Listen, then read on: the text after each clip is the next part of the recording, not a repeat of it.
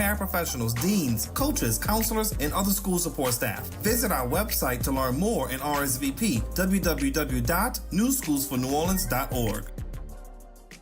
Good morning, Wake Up. The Good Morning Show. Good morning. On WBOK.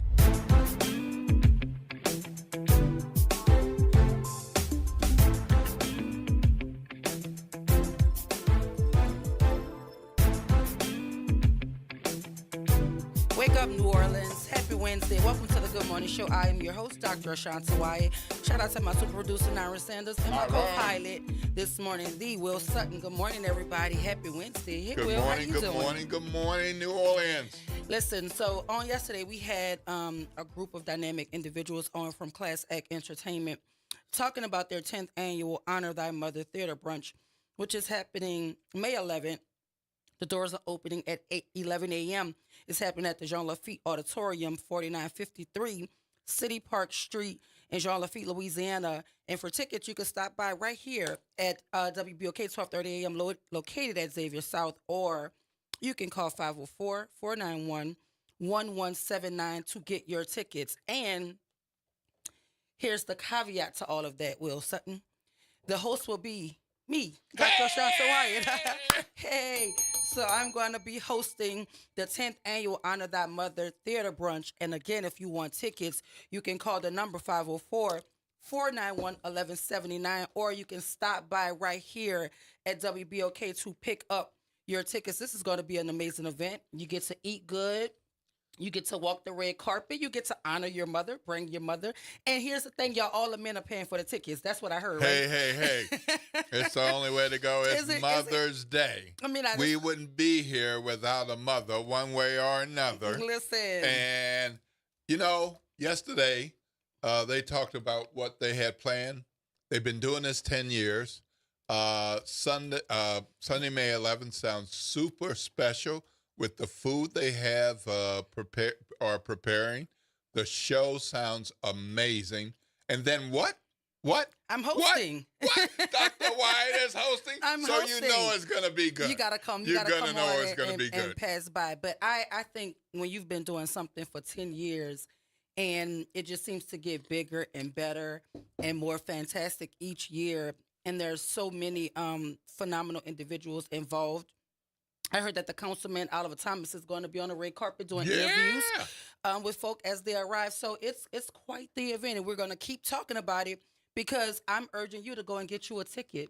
Yeah. And as I said, ask a man in your life. They know we've already put the call out. The men are paying for it. So women, just get up and get dressed and get cute and join us at the 10th annual Honor Thy Mother Theater Brunch, which is taking place on Mother's Day this year, May 11th. And if you want tickets, we have them right here at WBOK, or you can call the number 504-491-1179. And the name of the production is Mama. Yeah, and Mama. There are lots of families that have mamas and big mamas and all that. And so this is very specifically tailored toward us.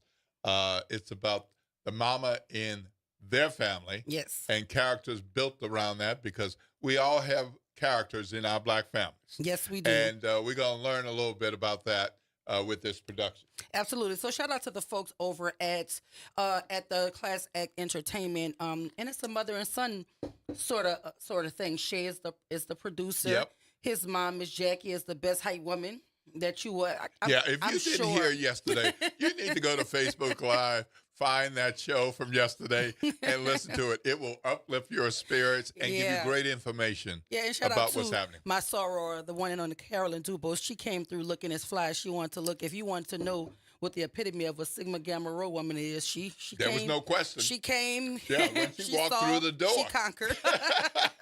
Yes, indeed. So look, I'm excited about it. I'm excited for the opportunity. But let's switch gears. Let's talk about it. Will, previously here, we talked in great detail about the Attorney General's push to uplift this new law in the wake of the failure of the 4 proposed constitutional amendments, one being number 3 that dealt specific to juvenile crime. And now there is this new law that they're cooking up. It's a bill. a new bill. Yeah, I'm sorry, new bill 74. that they're cooking up, where she's alluding to just it being a venue change, but Right. that the outcome won't be harsher penalties or anything of that nature. And so, I just don't buy it. Where do you stand there? Well, I think we got some insight into how they're looking at this when one legislator, Louisiana Senator Caleb Kleinpeter, said during a debate on the bill yesterday, I am going to quote him verbatim, quote, "We have some of the worst youth in the country here," close quote. How can you say that about all of the youth in Louisiana, all of the youth? But here's my guess. He wasn't talking He about was not all talking the about all the youth youth. in the country. And this is what I mean about dog whistles, and this is what I mean about we have to start checking things that are being said that we know don't hold water. Right. Because he's not the first legislator to say something out the side of his neck, because that's what we call it when you're talking silly.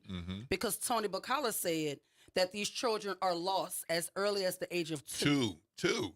So these are the things they're allowed to get on the floor or get in the talking about as they're debating these bills, and they're allowed to say with no evidence.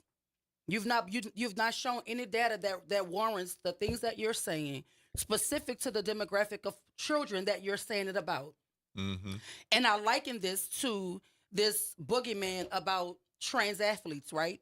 Because when you listen to the Senate confirmation hearing, one of the guys asked, how many trans athletes are we talking about in the entire country? And it was less than 10. And as a researcher, I would say that that's not statistically significant enough for us to be proposing bills and laws for 10 folk, less than 10 folk. But we're having whole Senate confirmation discussions about this. Yeah. So for these legislators to get into a place and a space and they're allowed to egregiously lie, these are diabolical lies. These are fear-mongering lies to pass bills to target specific children. And I, for one, I have an issue with it. I'm going to continue to have an issue with it because if we're going to talk about crime, let's talk about crime holistically. Don't just put your lens on Orleans Parish or Caddo Parish or East Baton Rouge Parish. When youth are committing crimes all across the state, but do I call them the worst? Some of the worst? Some of the worst. No, I wouldn't say that. Because again, if we're not going to be talking about the domestic crime of school shootings and we're not going to talk about common sense gun control, then you're not really serious about crime. And I've not heard one legislator call that demographic of children some of the worst when they're committing the most school shootings ever. And that's data, right? Yep. So how is it that legislators can go on the floor or propose bills and there's no peer review research that they're bringing to the table, no actual unbiased data, right? Because if you talking data, we all know people could go pick their sample.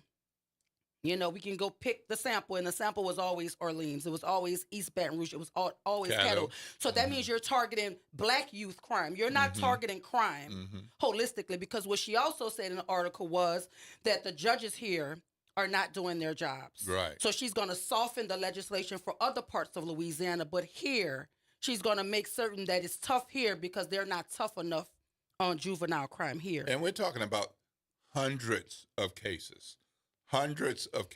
Juvenile court sees a lot of juveniles. Part of that process doesn't send them to detention. Part of that is to help set them straight, give them the services that they need, help their families. And if this bill goes through, more 15 and 16-year-olds will have their cases heard in adult court. Which is adult going to criminal court. Which is going to alter the way the adult criminal court judges are allowed to operate, because you can't do for a child in open court what you can do if an adult is facing charges. You have to shut the whole operation down. And criminal court judges are smart people, but it is not their lane. They don't know the Louisiana Youth Code. They don't know that. So they're saying, but we'll apply the same kind of standards. How? So here's With my a question. judge who doesn't Are know the the judges code? not allowed to push back on this? Is that against some sort of decorum for them to say? Because I know during election time there's a lot that they can't do and say, when they're supporting candidates and this and that or whatever however that works. But when these kinds of bills are being talked about, are the judges not allowed to testify before this body of legislators to say this is going to be encumbersome on us? It's going to be overwhelming. We're not going to be able to operate our courtrooms the way that we would, considering we're talking about juvenile defendants. Yeah, the judicial code limits what they can talk about and when they can talk about it. But in my read of it, and I'm not an attorney, I'm not a judge, is it doesn't mean they can't talk. I think the judicial code allows them enough room to say, here's what we're doing, and you're asking me how this might impact, I will answer your question. Not get into the specifics of some use case, using them as an example, because that's all confidential in juvenile court. In criminal district court, it's public. Now, they're saying they're going to use the same criteria, but that's sketchy. How? That's kind of sketchy. How? And if you are, then what's the purpose of the venue change? And if a youth is going to the venue change for the district court, what doors are they going to want to? A youth-only door? Are they going to establish a youth-only door? I don't know, and I don't believe it. And so we're going to continue to talk about it. We have to go to break, but when we come back, we'll have more with Dr. Wyatt and Will Sutton trying to make sense of nonsensical stuff, maybe? Is that what it is? Stay with us right here, WBOK 1230 AM, what New Orleans is talking about all day long.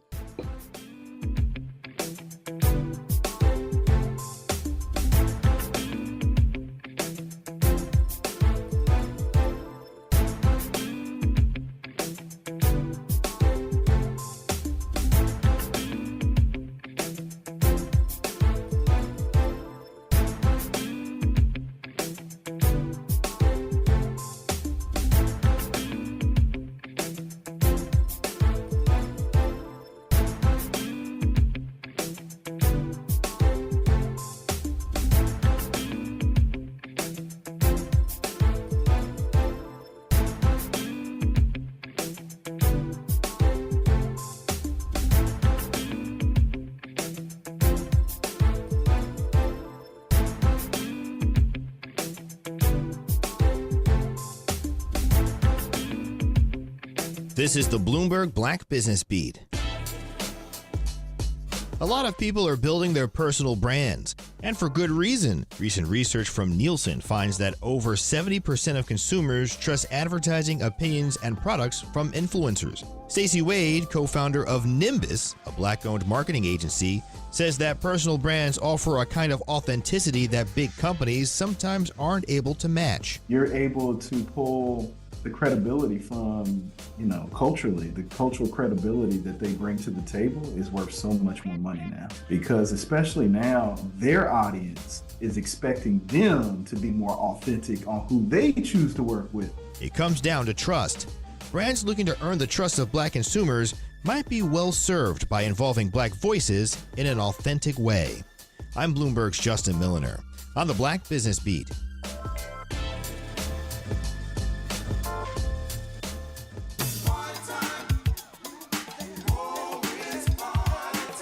That's right. It's party time each and every Sunday night at 7 p.m. on WBOK. It's the Throwback Throwdown with DJ Wick as he brings you the best in old school from the 70s, 80s, 90s, and the early 2Ks. Plus, the party goes to another level at 9 p.m. with the Throwback Throwdown Party Mix to round out the night. It's the Throwback Throwdown Sunday nights at 7 p.m. on WBOK and on the World Wide Web at WBOK1230.com. Connect with NOLA Public Schools. Follow us on Instagram, Facebook, and X for the latest updates. Sign up for District Digest, our official newsletter where we share district achievements, celebrate student successes, and keep you informed about our vision of providing a high-quality education. And don't miss our school board meetings. Watch in person or live stream on YouTube. Stay informed. Stay engaged. Visit NOLAPublicSchools.com today. Again, that's NOLAPublicSchools.com. This is Jackie Jones with Class Act Entertainment. Join us on May 11th at the Honor Thy Mother Theater Brunch in partnership with WBOK at the Jean Lafitte Auditorium. Experience the red carpet with live interviews and photo ops, along with a chance to win a trip to Las Vegas. Highlighting the afternoon is the original stage play, Mama. The finale, live concert with Piano Man G. Get your tickets at 504-491-1179. Making a difference in the community. WBOK 1230 AM. Good morning, Wake Up. The Good Morning Show. Good morning. On WBOK.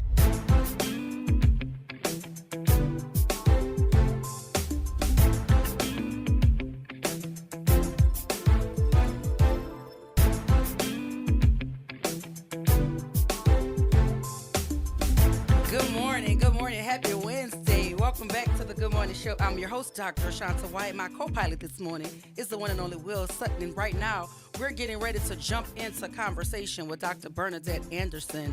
Dr. Bernadette Anderson is a board-certified family physician, author, and wellness advocate who's leading the charge to make self-care a daily practice, not just a buzzword. Good morning, Dr. Anderson. Welcome to the Good Morning Show.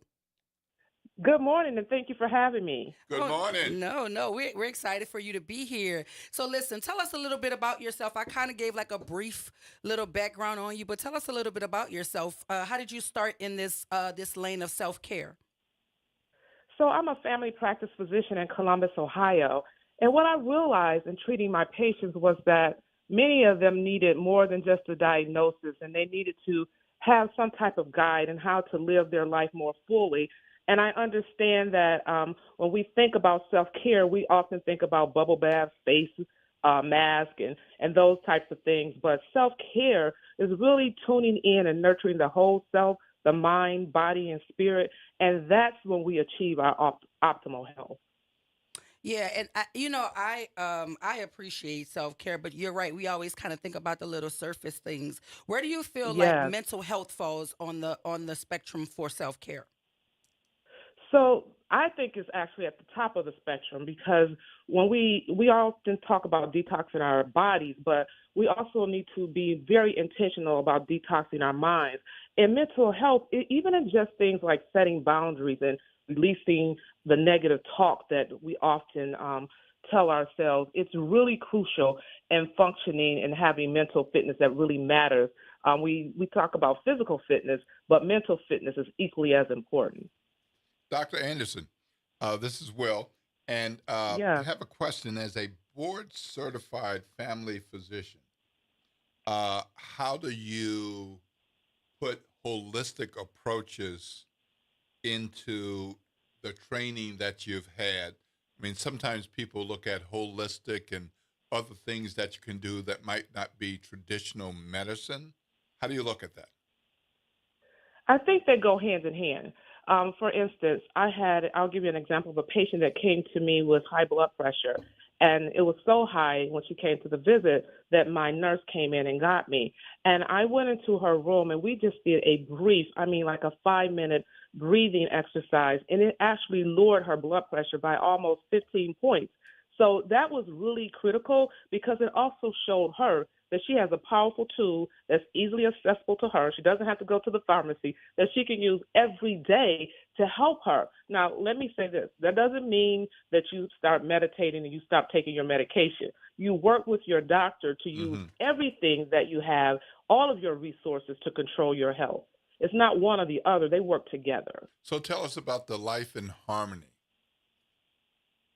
Yeah, so Life in Harmony is sort of my holistic arm, as I like to call it. But it's also where I tell people to slow down, And when we say slow down, a lot of us start thinking, well, how am I going to slow down? I have 101 things to do. But the slowing down has a lot less to do with pace and more about just being present in our lives, listening to our soul, listening to our body, and really tapping into what it needs instead of just doing these routine things every day. For instance, just going to something like the mailbox or getting your mail, just being present and mindful. Do you feel the wind? Do you notice what's happening around you? Many of us don't.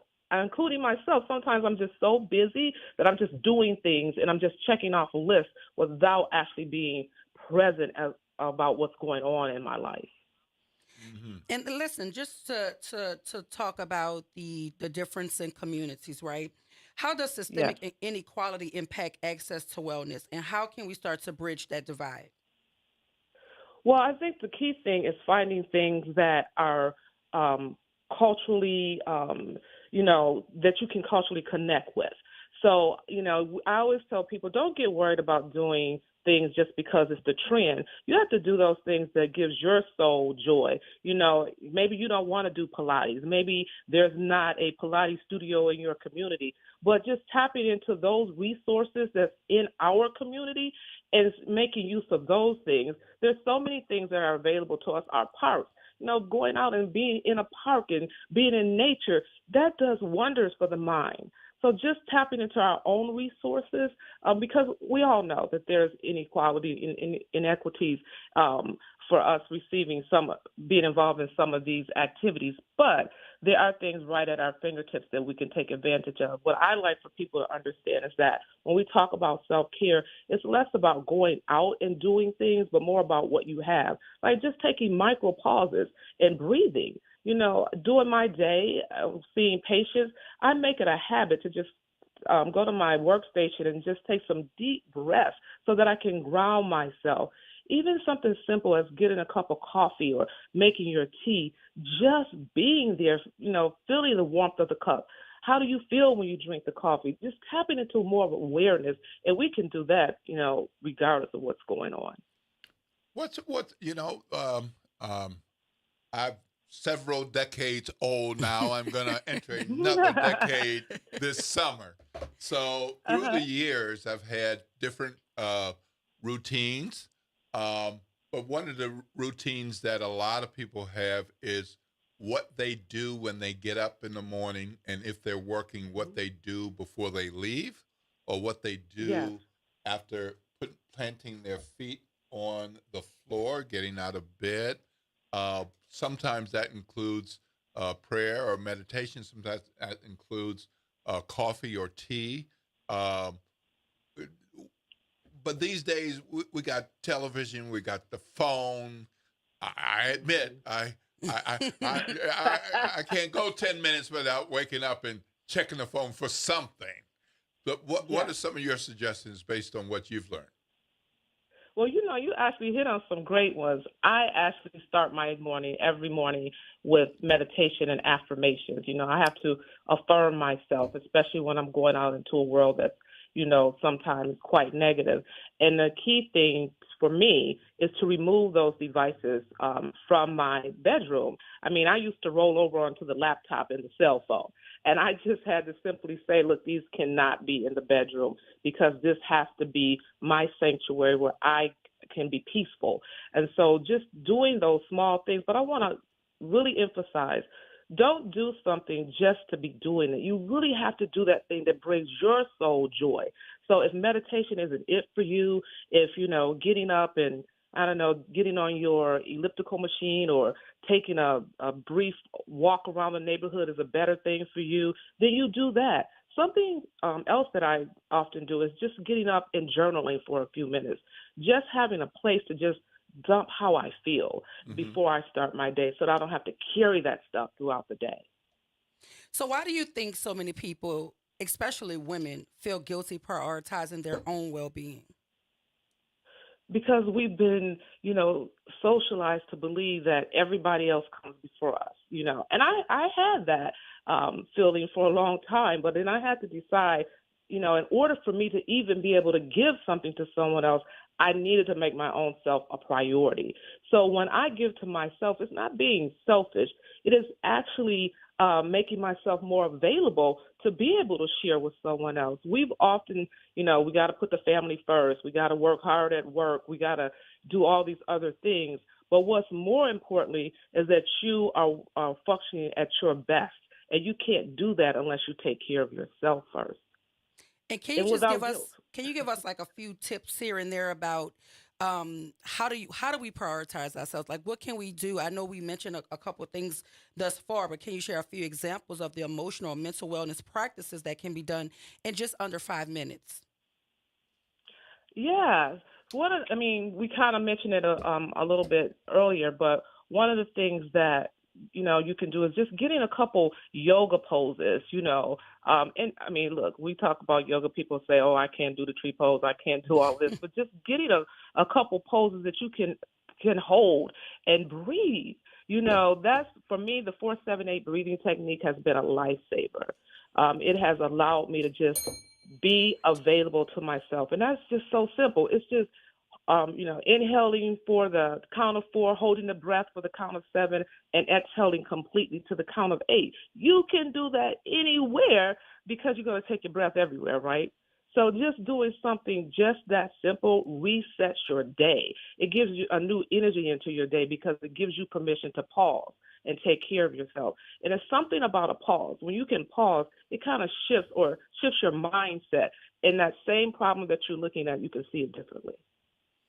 So you know something about that? The breathing, yes, that's one of the simplest forms that you could do. I literally do it when I'm driving, believe it or not.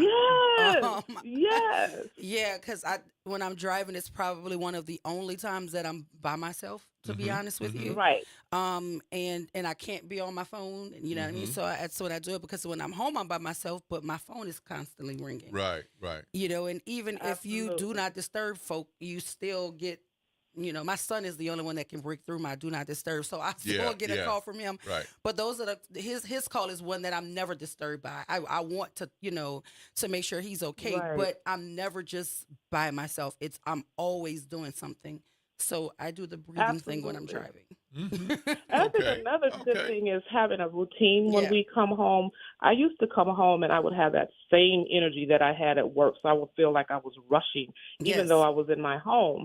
And so I make it a habit now that when I come home, I sit for a second. I'm quiet. I call it like my 15-minute, pause, so that I can get back into me. I can end the day. Okay, whatever happened at work, it happened. That's over. Now I can be present in this evening as opposed to constantly thinking about the day. I can enjoy making a meal and really be my key word here is being present. We have to learn to be present, not worried about what has happened and not focusing on what is going to happen or what we believe is going to happen. And another thing, Doc, do you find yourself rushing home to nothing? I'm rushing home all the time. It's just I'm just there. Why am I in such a rush to get home? And I have anything to do. Like I just rush to get home because I just want to be inside of my home. Like I just want to I don't know. Is that a thing?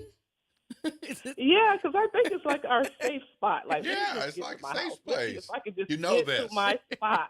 You're in charge. Nobody's gonna call my name. I'm talking about.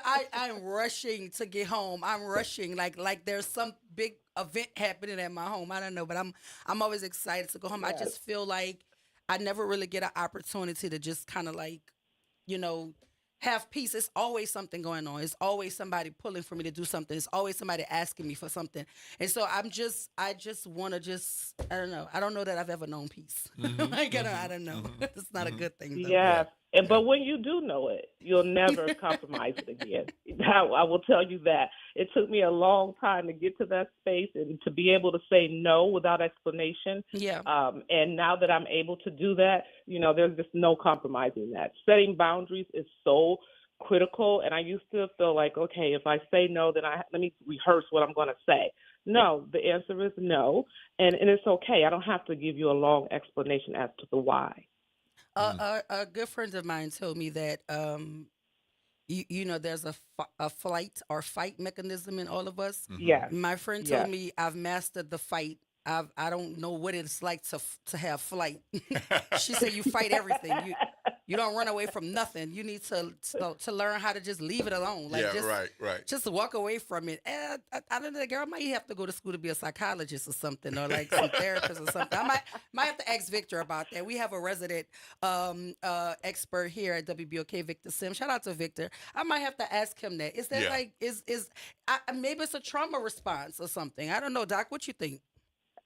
Absolutely. I think because we are, it's just a conditioning. Okay, we're ready to fight. Yeah. But sometimes we don't need to fight. We just need to go, Yeah. release that thing and just be like, you know what? This is not my fight. And I'm Yeah. going to walk away. Yeah, I absolutely have not mastered that part of it.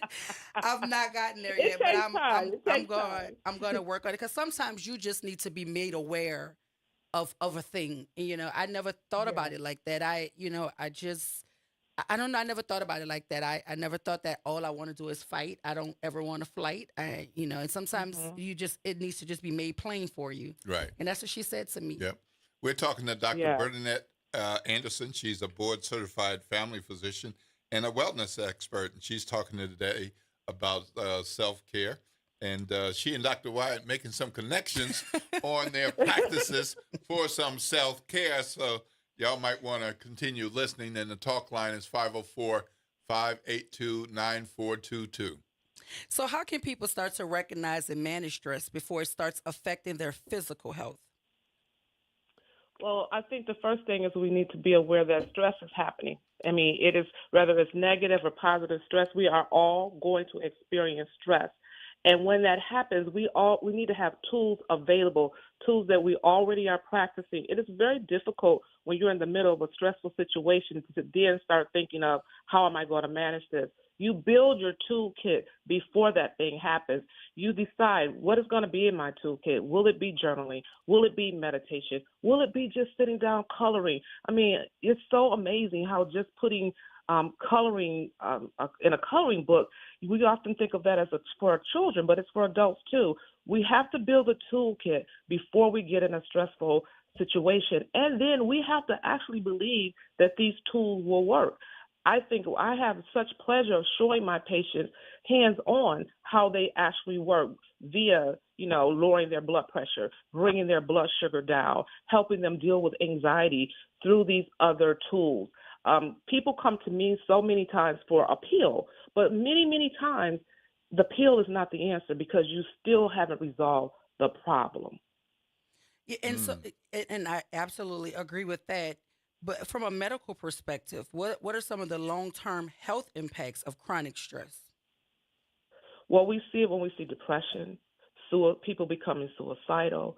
I see it in people with uncontrolled diabetes. We never think about that when our stress is up, our cortisol is up, and our blood sugar is up. It's really hard to manage these chronic conditions when you're staying in this fight state all the time.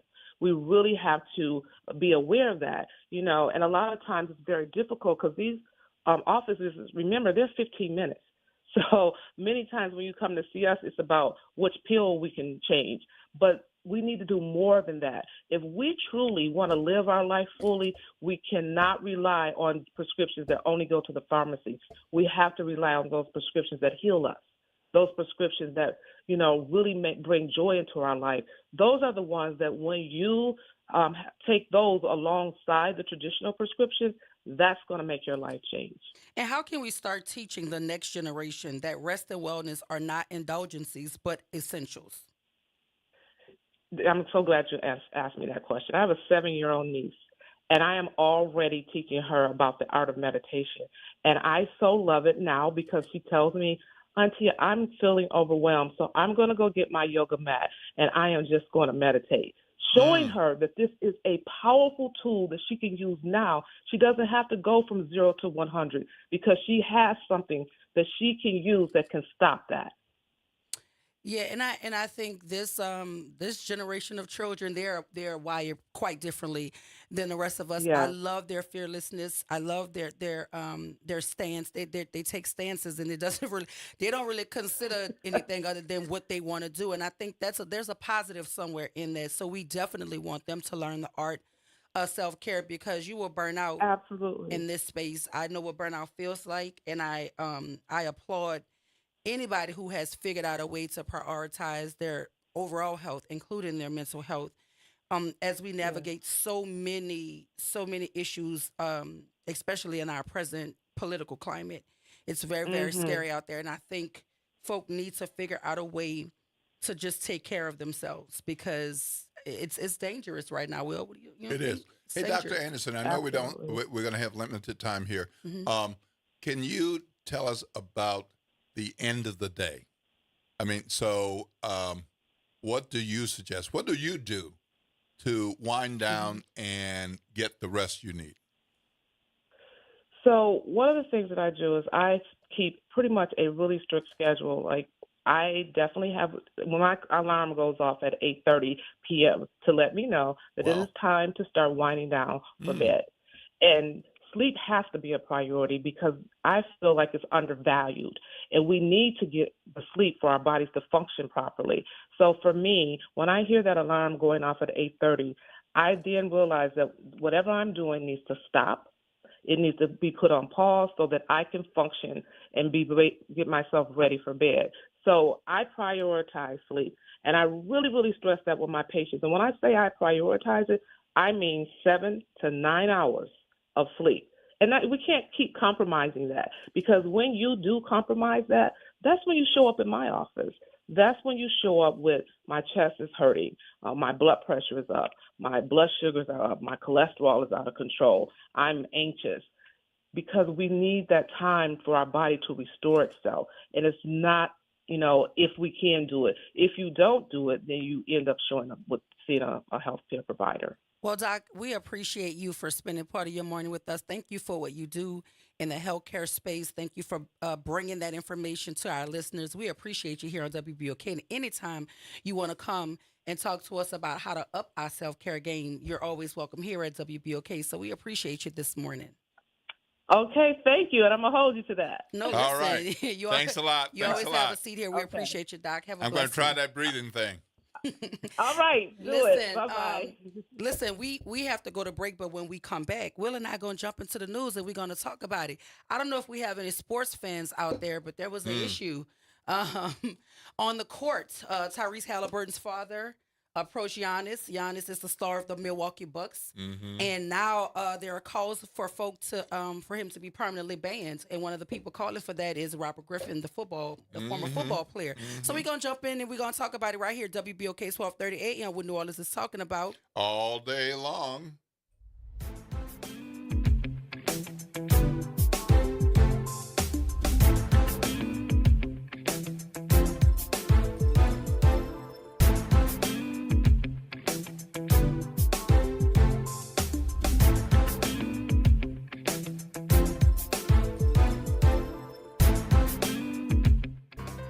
Hi, this is Cary Grant. Let's elevate every Tuesday through Thursday from 6 to 7 p.m. as we discuss the community, the country, and the world, from politics to current events and sports. We look forward to your input and continuing the quality programming on your community station, WBOK. Join us every Tuesday through Thursday, 6 to 7 p.m. on Elevated Conversations, the Arnie and Cary Show.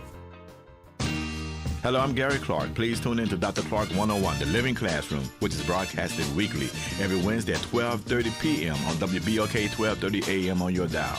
And as always, it's been a pleasure. The New Orleans Jazz and Heritage Foundation is the nonprofit organization that owns the New Orleans Jazz and Heritage Festival presented by Shell. With the funds generated from Jazz Fest, the foundation invests in Louisiana companies through economic development, cultural enrichment, and free educational programs. To learn more about what the New Orleans Jazz and Heritage Foundation does, please visit www.jazzandheritage.org.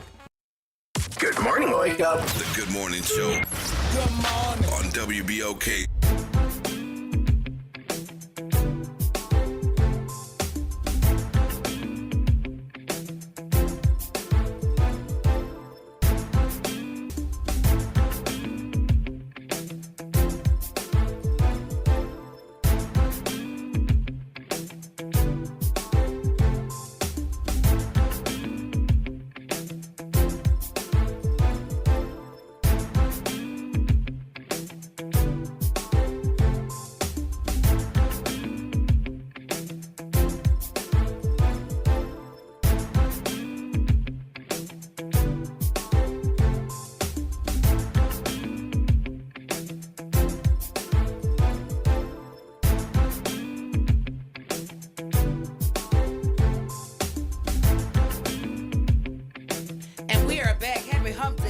everybody. Welcome back to the Good Morning Show. I am your host, Dr. Ashanta Wyatt.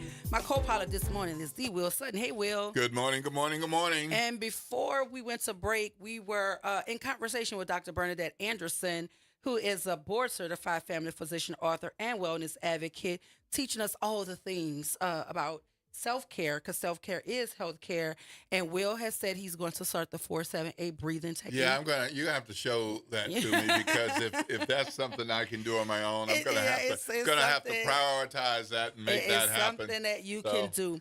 But we, on a lighter note, Will, we were mentioning the incident that happened between Giannis, and I'm not going to ever pretend to be able to pronounce Giannis's last name. I can do it when I've said it like 3 or 4 times, but this is the radio. You don't get 3 or 4 times to say it correctly. But Giannis is arguably the best player on the Milwaukee Bucks team, and Tyrese Halliburton, his team played the Pacers, played and beat the Milwaukee Bucks, and in the wake of the victory, Tyrese Halliburton's father entered the court, after the game was over and folk were, doing their interviews and celebrating, and he confronted Giannis. He was taunting Giannis, and they were literally forehead to forehead. And now Robert Griffin is leading the charge, saying that his father, Tyrese's father, needs to be banned from all NBA games. Do you think that's a bit severe, or? Well, so we're talking about the protection of athletes here. In this case, you're a fan, you're not a player, you're not a referee, and yes, you are a dad. Like any father, any mom, you want to see your son, if they're a basketball player, your daughter, if they're a basketball player, you want to see them do well. You want to cheer them on. And if they lose, you want to cheer them on for the performance that they did contributing to the team. If they win, you want to cheer them, your blood, and you want to cheer their team. It's not necessary to taunt any other player. I mean, the guy could have taunted somebody who is not the 6th man off the bench, but the 11th or 12th man off the bench. I'm just not doing it. I don't do it at all. That just shouldn't happen. And that you're the father of a NBA player. Everybody doesn't make it. Yeah. Your kid made it. Yeah. And you should be smart enough not to want to mess up his life. Well, shout out to Tyrese Halliburton because he also condemned what his father did. He said, I don't think my pops was in the right at all. So that's a full stop. He's not making excuses. He's not, saying but this. He said, I don't think my pops was in the right at all. So, shout out to him. And, I talked about this sports thing because I just wanted a slick way to go back to talking about Shedeur Sanders and what took place with the NFL draft and what are these expectations of Black athletes in terms of being bold in your confidence, being extremely skilled in your talent, being scandal-free, right? Because, they go and look for things to talk about. There are no scandals associated with this young man. And so the question becomes, do you think the handling of Shedeur Sanders was equitable in terms of how we handle all athletes in the draft as it relates to the NFL? And I say equitable because I really don't care to talk about fairness, because what I want to understand is, why is this being talked about this way? Like, I heard the young lady on the View, she's the Hispanic woman on the View. Oh, yeah, right. And I felt the way she was speaking about this young man was almost derogatory. It was as if he was supposed to bend the knee and kiss the ring to be accepted into a space where your talent is supposed to lead the way. I've not heard one team come out and say what the arrogance was in his interviews and things of that nature, because I also heard that he didn't participate in the combine, but there are other athletes who've set a precedent of not participating in the combine because they did their college's pro day, right? So that can't be the reason. Right, I've heard people say his father went to talking about where he wasn't going to play. Well, that can't be the reason, because we've had fathers, i.e. Archie Manning, i.e. the Elways, we've had fathers try to dictate where their children were going to go or weren't going to go. Eli said it in a they were interviewing him, and he specifically said he wasn't going to go to the team that actually drafted him. And after they drafted him, what happened? They traded. He didn't play for them. So what is it, Will? If it's not all of the things you're telling us, then what is the deal here? Because is he not supposed to be confident about his skill? Did he not work his entire life to hone this skill? Was he not trained by one of the best quarterbacks in the history of the NFL, who also happens to have some minority stake in an NFL team that also passed on him? Well, that's interesting. So what are we talking about here? That part is interesting because he is a minority owner, so it's not like he has the full weight of the team. But there's still no way. Tom Brady. But that's right. You're Tom and Brady. So, let's be clear. I don't know their organizational structure, but I'm willing to bet there are other minority stakeholders. Yes. And we don't know who they are. Yeah, but we know because he is Tom Brady. Because he is Tom Brady. Okay. So let's and be so very. what So he what is says, you know, he was asked about this, and I found his comments interesting because he pointed to the draft as a really important piece of building a franchise. And he pointed to his time in New England with Coach Belichick. And he talked about why Coach Belichick and the owners selected certain players who weren't him. They weren't Tom Brady, but they were part of building a team and a team culture with the winning mindset. And so this is Tom Brady, his mentor, and he's not saying he wasn't a fit, but he's saying we were NBA teams. He doesn't say his Las Vegas teams. NBA and NFL teams have to look at building a team culture as they choose who they want in the draft, not just a player they need. It sounds like a dog whistle to me, but listen, that's just me though, because if you felt like he couldn't create or set the tone for culture, I don't think that you would have even put yourself in a space to mentor him. You wouldn't have even wanted to be connected to an athlete that you thought could go into the NFL and disrupt something, because you wouldn't have wanted your name or legacy tied to that. So I don't really buy that foolishness. So let me point this out. Okay. So he used the New England experience as a part of talking about team culture. He did play for the Tampa Bay Buccaneers. Yes. The Tampa Bay Buccaneers said, "Come on down, and we're going to build around you." And therefore, the culture would be around Tom Brady. Yes.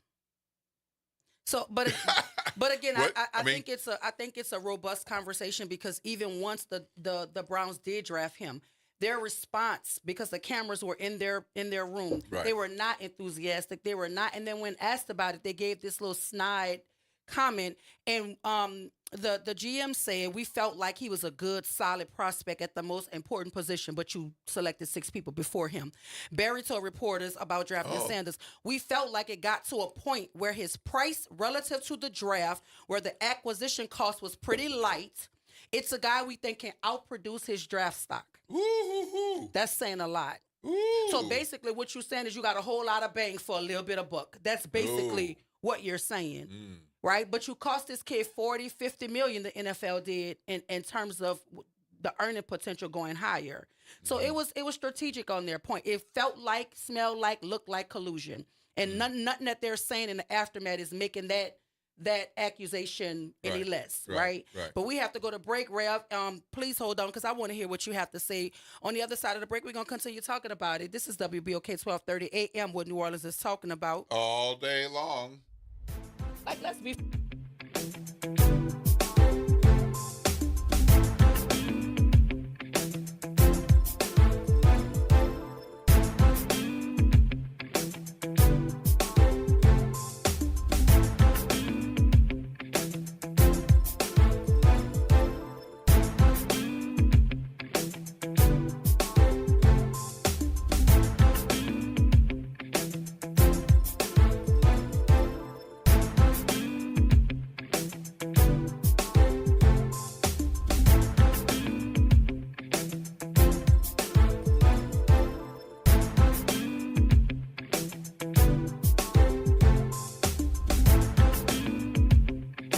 WBOK New Orleans.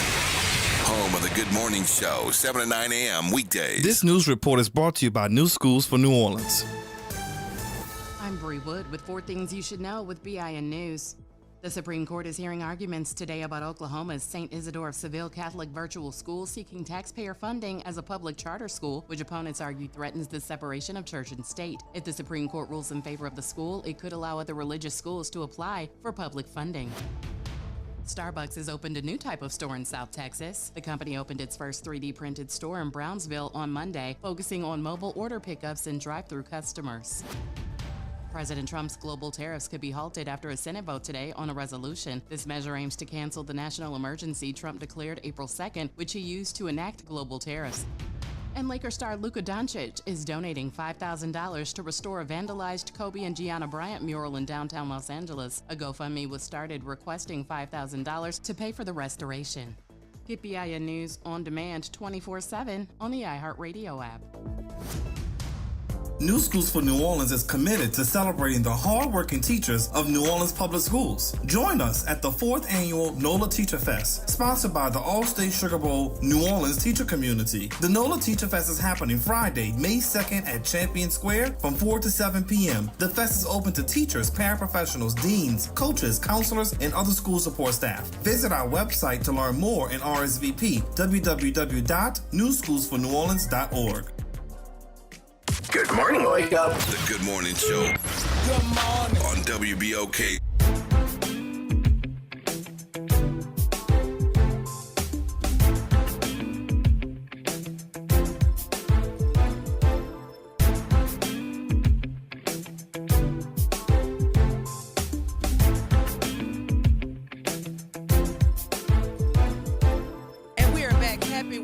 Everybody, welcome back to the Good Morning Show. I am your host, Dr. Shanta Wyatt. Shout out to my super producer, Nyron Sanders, and my co-pilot this week, the one and only Will Sutton. Hey, Will. Good morning, good morning, good morning, New Orleans. And if you're just joining us, you missed the conversation. We were talking all things sport and collusion before you came. But right now, we have our councilman, the councilman of my area, where I'm from, the one and only Freddie King. How you doing, Freddie? Good morning, Doc. Good morning, Mr. But Freddie, Sutton. before we jump into it, we're going to see what Rev talking about. Good morning, Reverend Calhoun. Welcome to the Good Morning Show. You're on with Dr. Ashanta Wyatt, Councilman Freddie King, and Will Sutton. Good morning to all. You said collusion? Yes. It's just old-fashioned blackball. They decided, who they may be, that they were going to lower his earning potential. Like you said, it cost $40-50 million. They had nothing to speak to him on. Academically, he's solid. So what else could they attack? But then I just can't understand how all of those teams that need a first-line quarterback going to look over him to the 6th round. No, that was done deliberately and intentionally. Now, again, you got to remember who controls the draft. Right. Team owners. And I know we have some that say we have a minority share, but the majority share is by who, and who really makes decisions on that. I guarantee you, you're not going to find too many black people that's sitting on those boards that makes those kind of decisions in the draft. Yeah. So, yeah, I think that it was a deliberate and intentional against Deion's son to keep him at a lower earning potential. So how much of this do you think was Shedeur versus prime time? I think prime time was in a different time. Prime time, and I think he had a lot. They're going to say he had a lot to do with it. But the reality of it is that the boy is talented. Yeah, he is. And if you're trying to build a winning team, you want to put the best talent you have on that team. But we do know we've watched people burn down their house just to keep the black folk from having shelter. So we've seen that happen. It's not like it's a new thing. They when I go back and I look at Michael Vick, just to hurt him. We've seen it happen before. Well, when I look at Michael Vick to me was one of the best quarterbacks that ever played the game. Yeah. And they took away his earning potential. Yeah. So to me, it's like you say about a dog whistle. Yes. To me, the whistle is that we're gonna control your future and your money. Yep. Anyway, whatever way we decide to do it for whatever reasons we decide to do it. Yeah. So I'm just looking at where we're really going. If we don't get some real understanding about how to control our own economics, I think this will always continue. I appreciate you, Rev. We about to jump into a All right, y'all conversation with have a our good councilman. morning. I hope you stay tuned. Thank you, Rev. Listen, the WBOK listening audience is astute. Like you can't get one over. And Rev said, you said collusion. I said it's just old fashioned blackballing. I might know a little thing or two about that, Rev. What you talking about? Listen, but our councilman is here, and we talking about this job fair event that's happening. Tell us about that.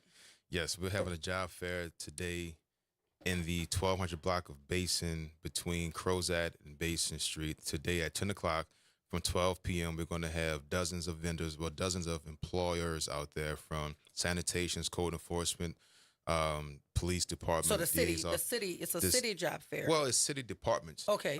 City departments as well as private entities also hiring. Your criminal background is not going to be a record. Your work history is not going to be a record. The DA is going to be there hiring, seeking employment, looking for people to employ as well. So it's going to be for people, all different walks of life, different educational backgrounds. Once again, your criminal history will not necessarily be an impediment to getting employment. I mean, we want to bring the jobs to the people of this community. That's why it's outside on the corner of Basin and Bienville. If you're familiar with that area, it's been a bit of a hot spot. We've gotten a lot of calls from residents and businesses concerned about the activities going on in that area. So before we bring the hammer down in that neighborhood, in that area, let's provide the men and women with gainful employment. And it's kind of just took off. We have so many people saying they want to be a part of it.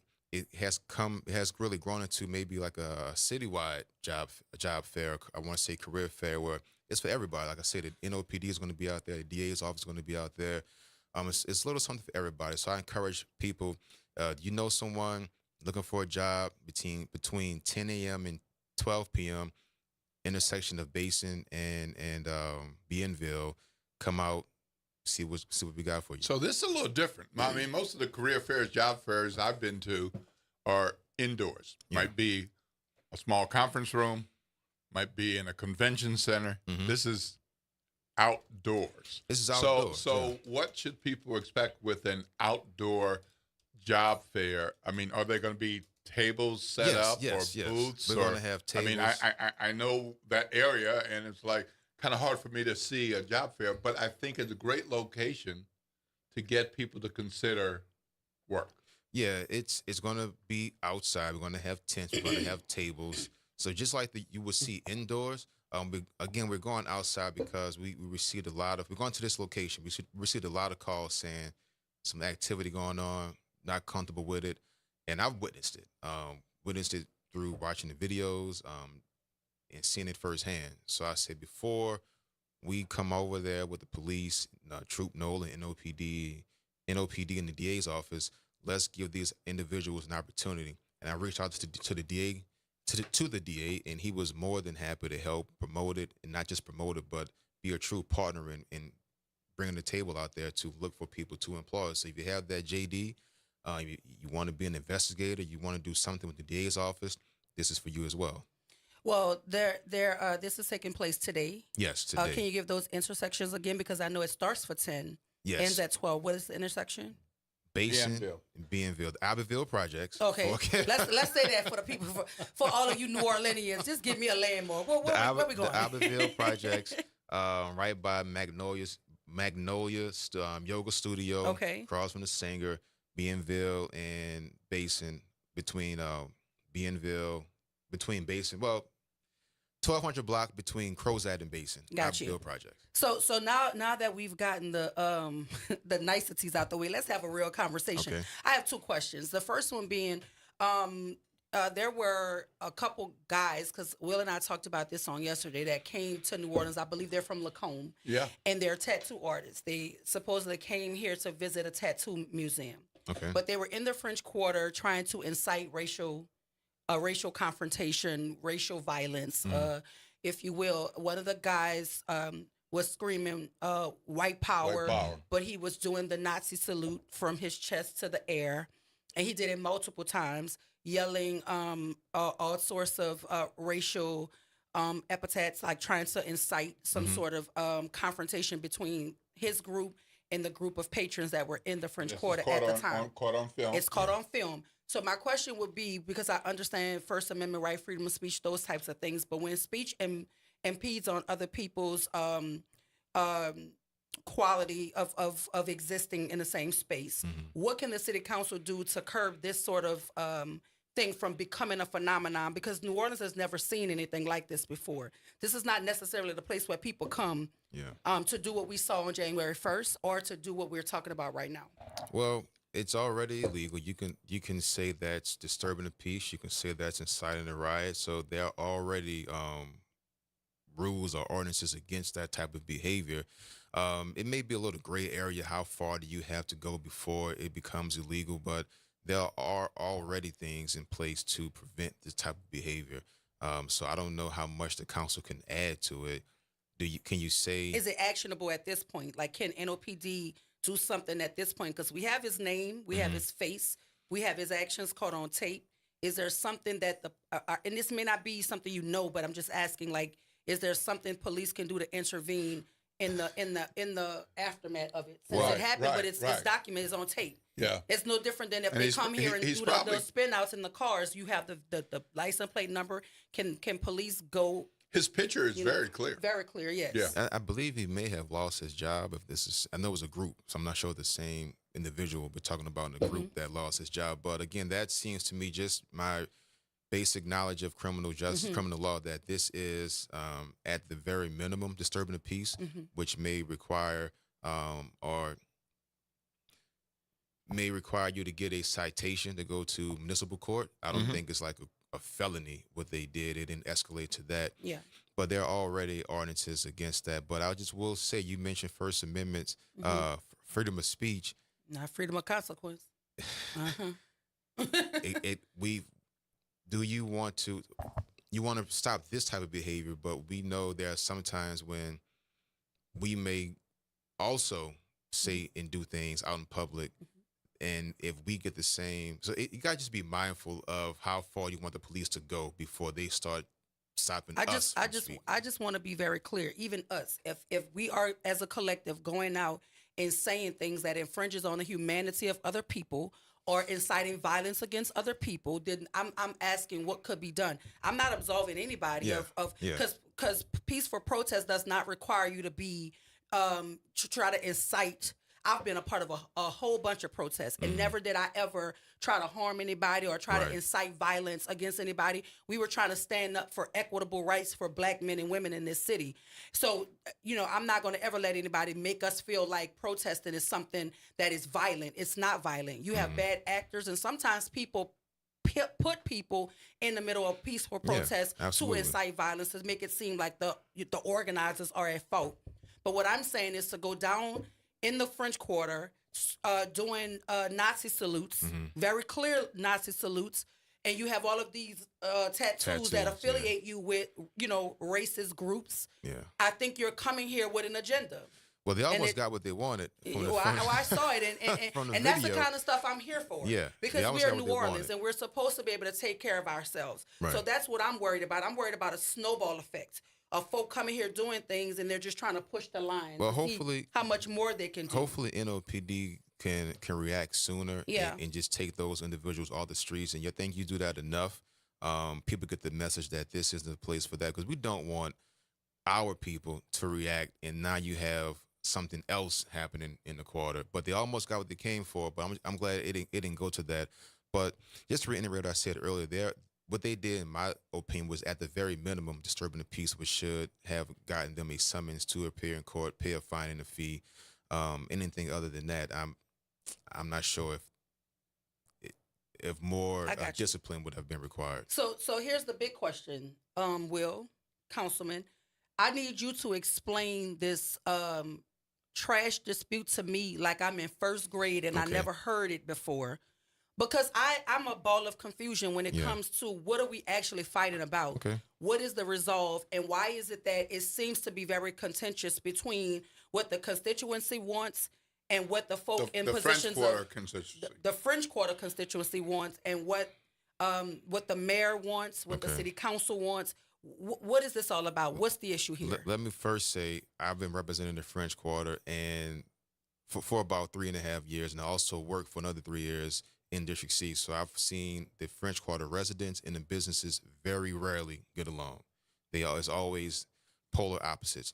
This is one of the very few occasions where they all agree. And you mean the people who are living there and the people who do business there? Yes. Okay. You rarely see, because there's always there's always an issue, or always a fight between the two sides. Kind of a town and gown thing.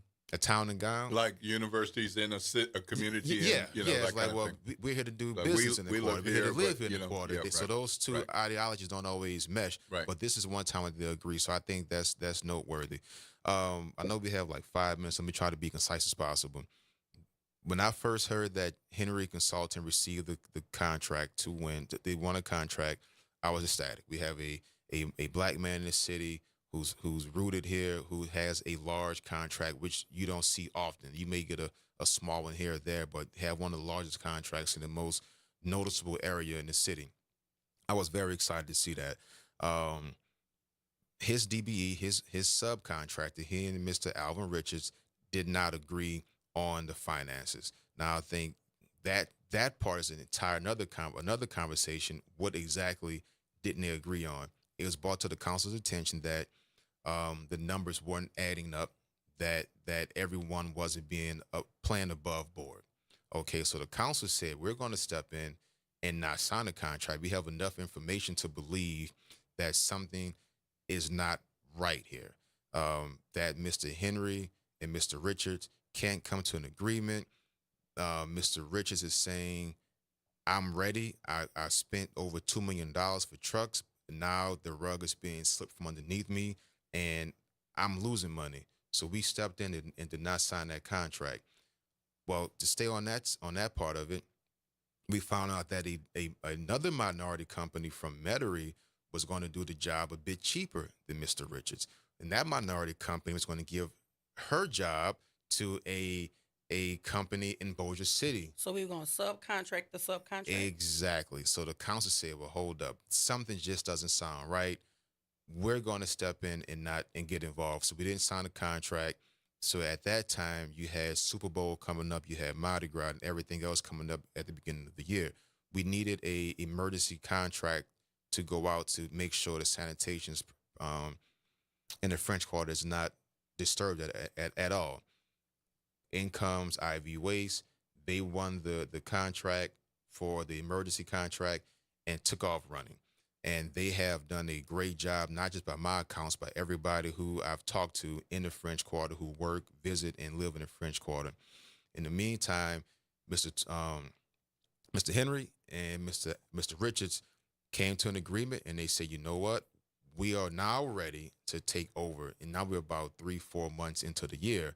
You had January 1 attack, you had Mardi Gras, you had Sugar Bowl, you had Super Bowl, all these big events where IV Waste proved that we can handle this. We're doing a good job. Not saying that Henry Consulting and Richards can't, but my thing is you already have a proven commodity. You have a proven person playing or doing the services. And I use the analogy, if you have, let's take, use a football analogy. If you have a quarterback who went down and your backup comes in and your backup is balling out of control, almost an MVP candidate, would you pull the backup? Well, I like sports, but here will be my push there. Okay. In your analogy, Troy Henry's consulting firm never went down. He never had an opportunity to play. So I'm just saying, I'm using your analogy. You say he went down, so that would mean he's actually had the job, got injured, and now somebody's coming in for him. But what do you say to the people who said Henry Consulting has never had an opportunity to prove itself because they've never been given a start? I would say they had an opportunity to prove themselves based off their inability to get their finances straight and their contractual obligations straight with their DBE. They not lost a chance, but that chance moved. We had to move on.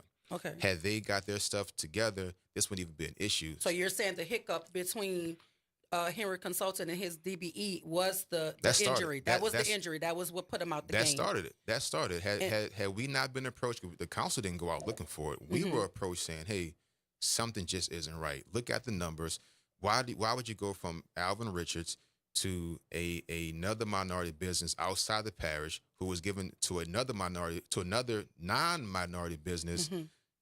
It just doesn't feel right, and that's why the council came in, and Ivy Waste took the baton and they ran with it. And I haven't received one person, and this is hand on a stack of Bibles, that reached out to me saying, give the contract, terminate the contract, and let another person move in. It's not about, for me, it's not about Henry, it's not about Richards, it's not about Ivy Waste.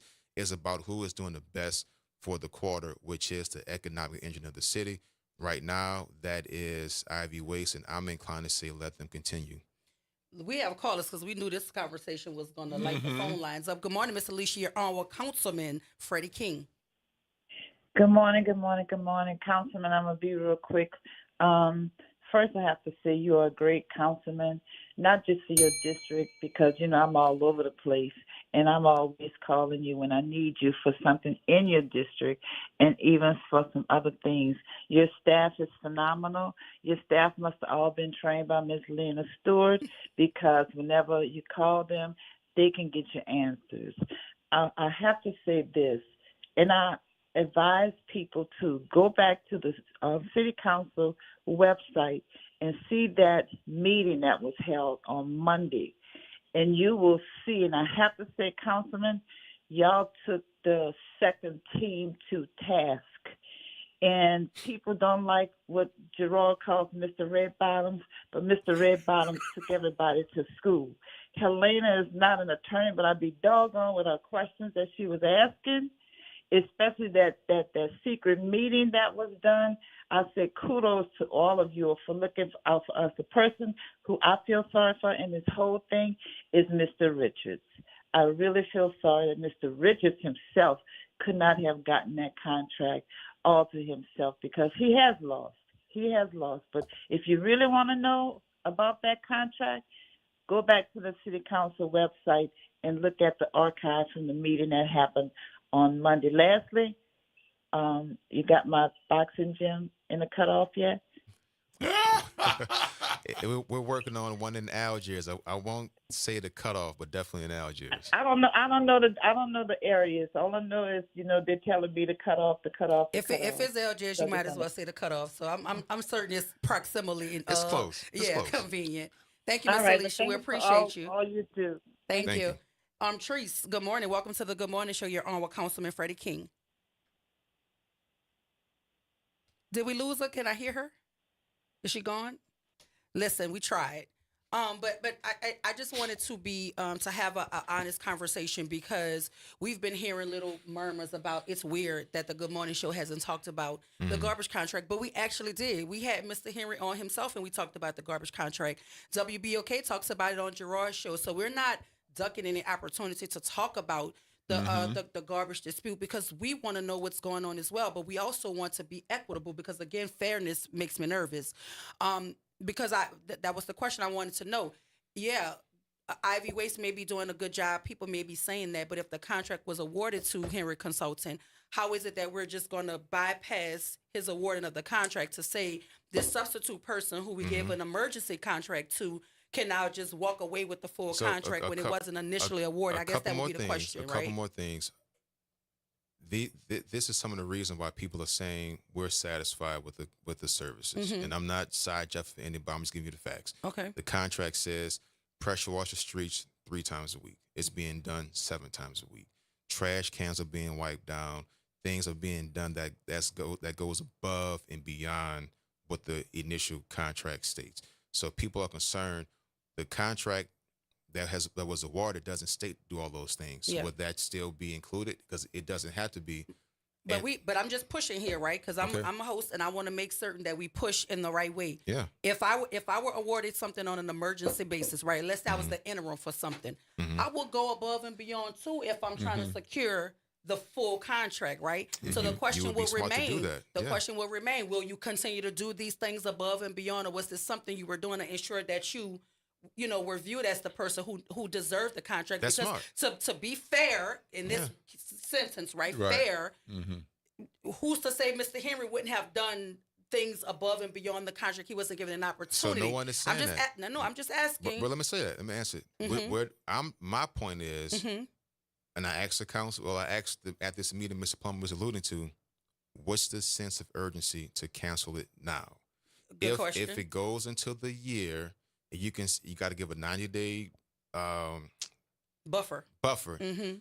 We're in May, basically. Mm-hmm. In 4 months, you can say, hey, Ivy, you're done in December. But to just abruptly cut it is what y'all having an issue we with. can't get an answer. Yeah. And I think it's irresponsible for us as city leaders to just rubber stamp something with not a bad answer, talking no answer. Watch that video. All 4 men at that table was quiet. The sanitation director, the CAO, Mr. Joe Threat, and a high-ranking member of the city attorney's office could not give an answer as to what was the urgency. So that gave me cause to pause. Like I said, not a bad answer, not an answer we didn't agree with. They couldn't give an answer. And I think it was kind of disappointing for the people who made that decision to still not give an answer. So this will be the last question because I know we have to let you go and we have to break. But someone asked, is above and beyond considered an illegal donation? Can the city receive donations without a cooperative endeavor agreement? It's not a donation. If you ask me to do something 3 times and I'm doing it 7 times, I don't see what that's a donation. That's just working harder. Okay. I don't think it's a donation. Okay, I just wanted to be clear again. If Mr. Henry wants to come back on and have a conversation, and Mr. Richard wants to come back on, if Sidney Torres wants to come back on, I've even asked the mayor to come on to have this conversation because I really wanted to understand what was happening here. But again, I believe what the constituency wants is also important. Yeah. I believe what the constituency is saying about the satisfaction of their services is important. That's all important to factor in. Yeah, exactly. But how do you make a decision that is equitable for all parties? Because as Miss Alicia stated, I really feel bad for Mr. Richard because it doesn't seem like he actually had like a real opportunity to even be considered for the main contractor. Well, that's which a lot is why that goes the into partnership that. happened. There's a lot that goes into when you bid for a contract. I don't know if Mr. Richard even wanted that. He's kind of late in the game. I know late in his life. I'm not sure he wanted something that heavy. But he wanted to be a part of the he contract wanted to be somehow. a part of it. And his team saying, hey, man, check this out for us because something doesn't feel right. Well, let's hope for the sake of the folk down in the French Quarter, for the sake of all parties involved, that we can come to some sort of resolution that doesn't leave anybody out to dry. All I'm asking from is answers. Like I just actually ask your question here so we can figure out the answer to it. What's the question? What was the reason to, or what is the reason to stop the terminate the contract right now? We haven't gotten that answer from the administration. Is there a scenario where the IV contract can continue beyond July 30th through December 31st, and then Henry Consulting can pick it up January 1? I don't know.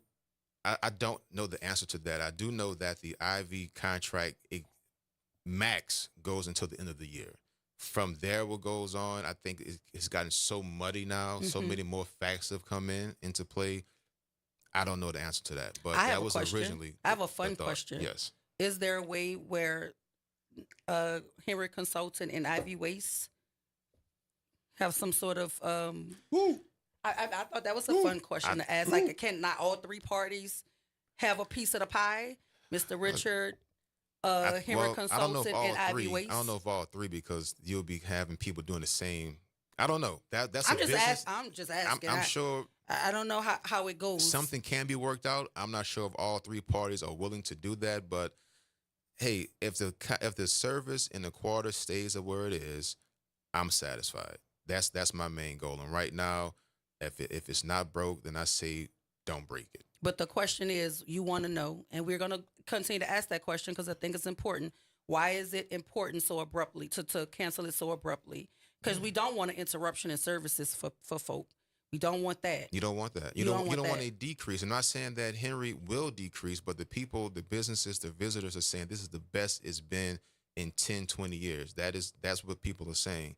And they're just nervous that there is a chance that the services may decrease, and they don't want to take that chance. They're saying just let it play out, and I'm saying just let it play out, and once the emergency contract is done, we can move forward. Well, we appreciate you, Councilman. We kept you a little bit longer than was expected, but we appreciate the insight. And again, I want to make it very, very clear. We at WBOK, specifically the Good Morning Show and Dr. Ashanta Wyatt, we want to get the answers from all people who have a viable stake in it. So we're not ducking any smoke. I know you're not. We want to hear about it. But look, y'all stay with us. On the other side of the break, we'll hear from Dr. Kathleen Bello from the Xavier University on the other side. This is WBOK 1230 AM, what New Orleans is talking about all day long.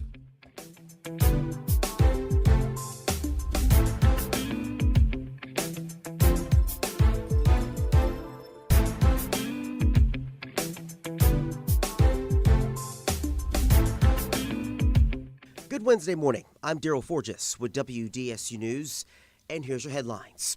In Baton Rouge, fluoride may be gone from our state's water soon. State Bill 2 is heading to a final Senate vote. Fluoride is added in small amounts to drinking water to help prevent tooth decay. But State Senator McMath sees the mineral as medicine and believes that method does not take into account people's individual health outcomes and needs. And a bill restricting processed foods in schools passed the Senate and now heads to the House. State Senator Blake Miguez wrote the bill, which he says is a direct descendant of the Make America Healthy movement. The bill follows the Department of Health and Human Services Secretary Robert F. Kennedy Jr.'s push to ban food dyes by 2026. This morning, concerns are easing as the Bonnie Gary Spillway is no longer under a threat of opening. The Army Corps of Engineers says an updated forecast shows the Mississippi River will no longer reach a trigger point to open it.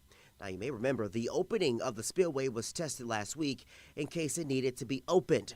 As of this morning, the river was at 16.1 feet in New Orleans, and right now is expected to stay below the 17-foot minor flood stage. And the city of New Orleans and Councilman Freddie King is hosting a job fair today. The councilman is teaming up with the Orleans Parish District Attorney's Office. The fair will offer quality paying jobs and with long-term benefits as well, something critical for people looking for employment. The job fair is happening today from 10 a.m. to noon on the 1200 block of Bienville Street. I'm Daryl Forges, and that's your headlines for WBOK. Have a great day. NOLA Public Schools is excited for the rest of this 24-25 school year journey with our families, watching our students dive into learning, growth, and success. As the school year continues, our dedicated educators are focused on keeping every student engaged and motivated. Let's keep embracing new challenges, celebrating achievements, and supporting each other to make the rest of this year even more impactful. Stay connected with your school and NOLA PS through our social media channels for updates and resources. We're here to help our scholars attend today, achieve tomorrow. Hi, this is Arnie Filko. Let's elevate every Tuesday through Thursday from 6 to 7 o'clock p.m. as we discuss the community, the country, and the world, from politics to current events to sports. We look forward to your input and continuing the quality programming on your community station, WBOK. Join Carrie and I every Tuesday through Thursday, 6 to 7 o'clock p.m. on Elevated Conversations, the Arnie and Carrie Show. See you soon. This summer, let your child's creativity shine at Camp Art, New Orleans' most vibrant, arts-driven camp experience for kids ages 4 to 12. Hosted by Beyond the Stage, Camp Art blends visual art, theater, music, dance, and creative writing with New Orleans history and culture. Plus, field trips, guest artists, and camper showcases. With full-day programming before and after care and sessions starting June 9th, it's the perfect fit for working parents. Fun, enriching, unforgettable. Register now at BeyondTheStageLLC.com/campart and follow us on social media at Beyond the Stage LLC. Making a difference in the community. WBOK 1230 AM. Good morning, Wake Up. The Good Morning Show. Good morning. On WBOK.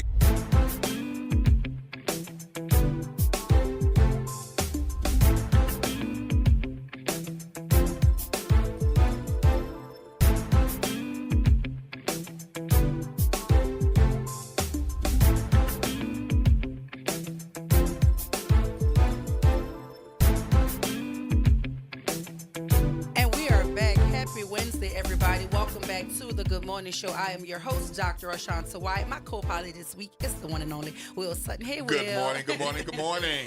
And right now in studio, we have Kathleen Darcy Bello, who is the director of the Institute for Black Catholic Studies, and she's here to talk about the possibility of an African Pope. Of I an wrote African about Pope. this. It went online yesterday, and it's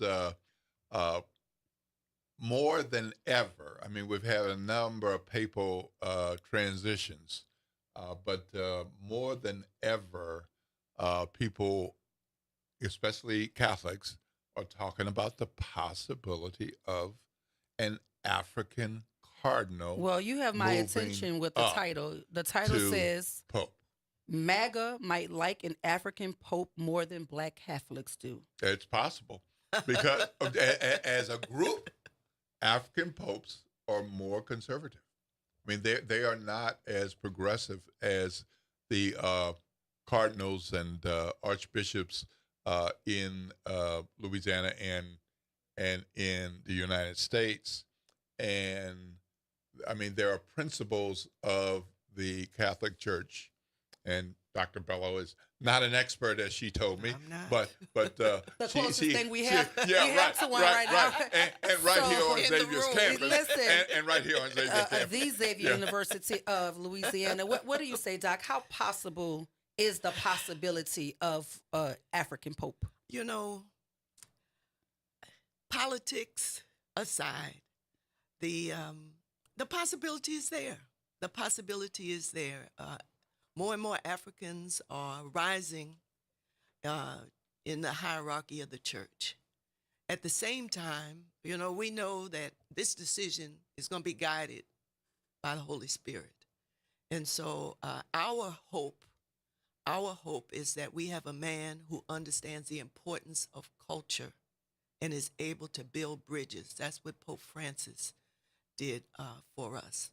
So we're not looking for someone who's going to come and bring their own culture, and that's going to be the most important aspect of their papacy, but someone who understands the universal church and can help empower people across the globe, especially in those areas where the church is growing. It's growing in Africa. It's growing in Asia. It's growing in South America.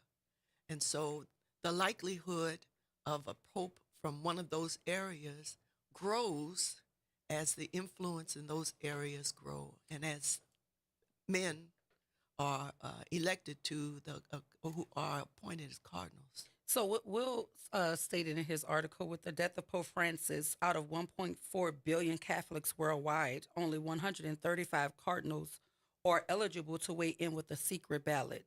Why is the structure that way? Hierarchy. You know, the Catholic Church is a hierarchical church with the Pope at the top, and then under him is the College of Cardinals.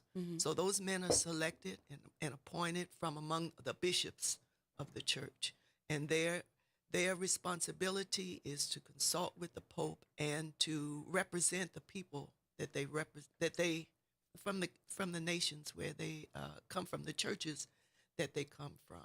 And not all cardinals are eligible to vote. If you're over 80, no, you cannot vote. So you can be 79 and a half and you can vote. Just get in there. And you could be 79 and a half and become Pope. Could do it. Well, that was my question. I was trying to figure out why the number 135, and then why is Louisiana without a cardinal? The United States has one African-American cardinal, and that's Cardinal Wilton Gregory in Washington, D.C., who has just retired because he's 70, in his late 70s. Right. He will be able to vote. He's a potential candidate as well for the papacy. So the United States, the church in the United States is struggling. The church in Europe is struggling. And so the leadership comes from where the people are. You know, Pope Francis picked people who represented where the growth is. And also, for many, many years, the church had a European identity, but the church is not growing there. So the number, I don't think, is a special number. It's he appoints them as he discerns the need. And it just so happens that that's the number that is available for this election. Yep. And so not all of them have to go to the conclave and vote. So there could be some people absent, some cardinals who decide for whatever reason they won't, but they have to participate in the conclave to be able to cast a ballot.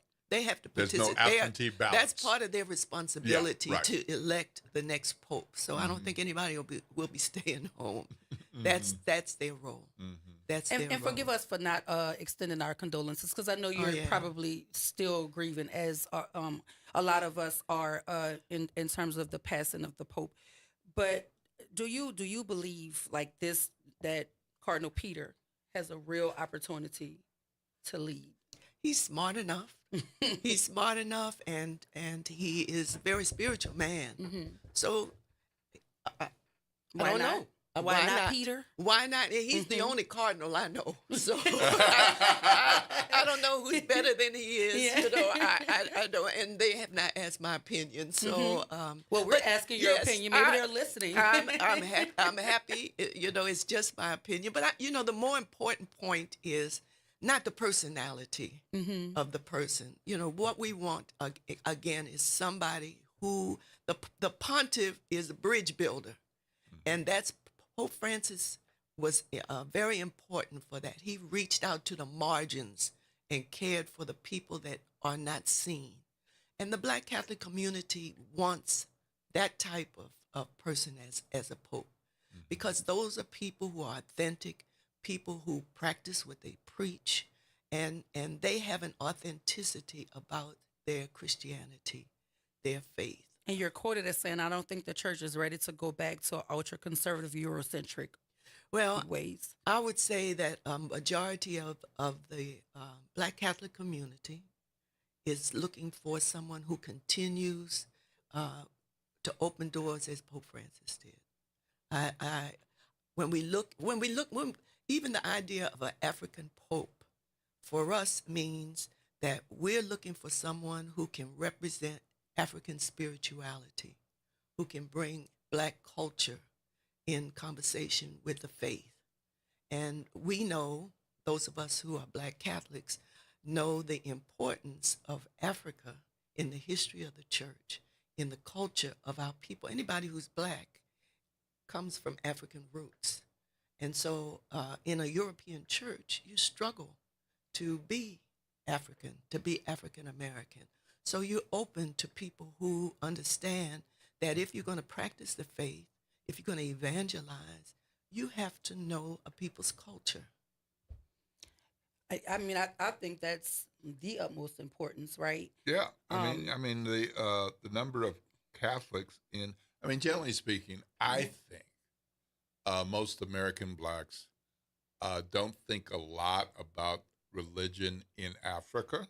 Right. But the fact that Africa has about 20% of the total Catholic faith is huge. So here we are in Catholic New Orleans. A lot of Louisiana is Catholic, and we're watching some of our communities, churches close, merge, buildings up for sale. A lot of history. A lot of these churches struggled to stay alive and to do multiple renovations, and now it's no longer their church, and they have to merge with somebody else. And so somebody might choose that. That's not the church that I want to go to, and so they're like right now looking for a church because their church no longer exists. And same thing with Catholic school population. So. That's been a struggle here. But meanwhile, in Africa, they're booming. Yes. So something's happening in African nations. And let's just remember that Africa is not a country. Thank Africa is you. a continent. With great diversity. Yeah, with great diversity. And there is some diversity among those nations. Absolutely. And the peoples of Africa, and also some diversity of thought among the African cardinals. Absolutely. But generally speaking, they are more conservative than Catholics in this part of Catholicism? Well, to rise up among the ranks, Yes. you have to have a certain perspective. You have to appreciate the traditions of the church. Otherwise, you're labeled as conservative. But the same happens here in the United States. We are down now to 5 African American bishops. Is that right? One from Haiti and one from Cameroon. So we really have 3 African American bishops. Our numbers of black priests are declining at the same time. I often say that to be an African American Catholic priest is one of the most stressful jobs, because you have to walk the Catholic line, but then your people want you to be with them. And it's why the Institute for Black Catholic Studies is so very important, because to stay strong in your faith, you have to be a lifelong learner. Yeah. You can't rely on the faith that you had when you were a teenager, or when you made First Communion. And so we're here as a school of ministry based on Black Catholic theology that teaches folks how to be culturally competent in their ministry.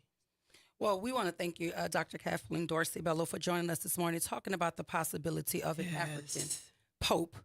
Are you on board with that? Do you want to see an African I'm more Pope? interested in who it is and what their perspectives are. Spoken like a Xavier Wright. That's a Xavier Wright answer right there. Thank you so much, Doc, for joining us this morning. We have to go to break, but we appreciate you spending part of your morning with us. Y'all stay with us right here, WBOK 1230 AM, what New Orleans is talking about.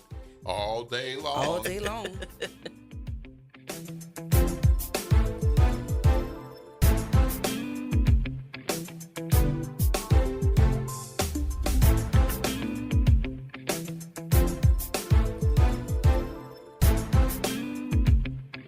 This is your news update for WBOK from WDSU.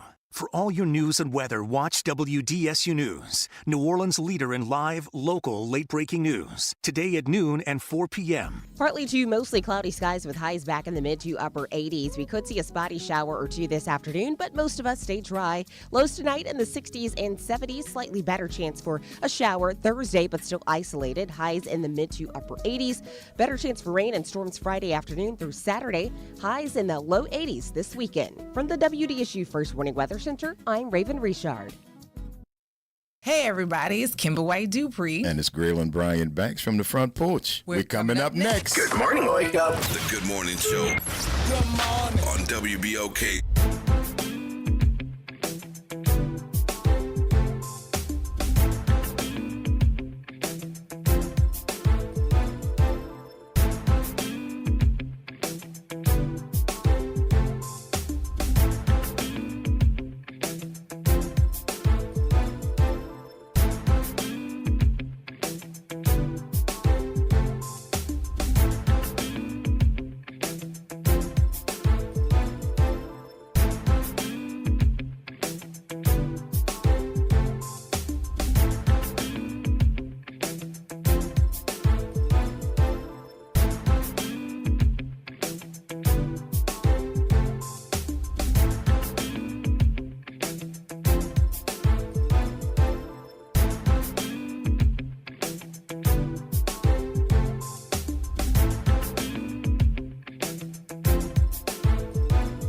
Back. Happy Wednesday, everybody. Welcome back to the Good Morning Show. I'm your host, Dr. Ashanta Wyatt.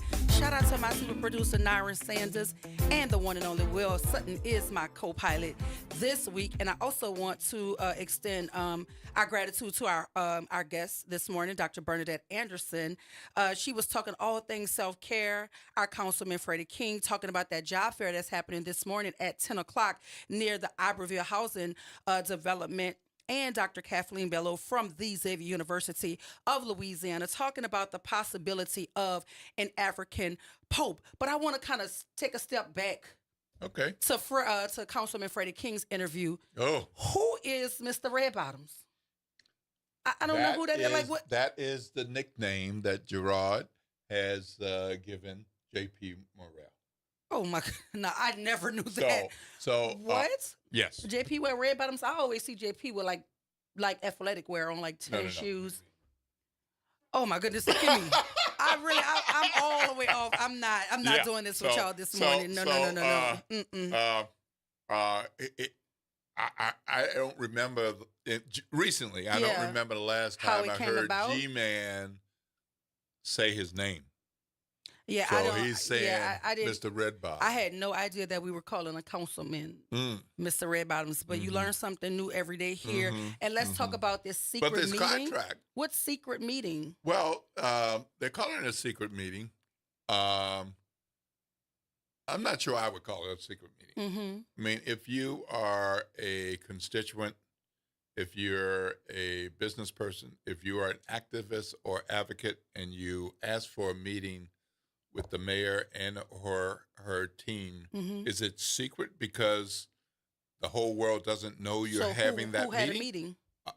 Troy Henry requested a meeting, and there were several people in the meeting, including, as I understand it, the mayor and the CAO and others, to discuss what was going on with trash in the French Quarter and what was the status of the contract overall, what was happening at that point. This was like about a month ago, and possible steps to move forward.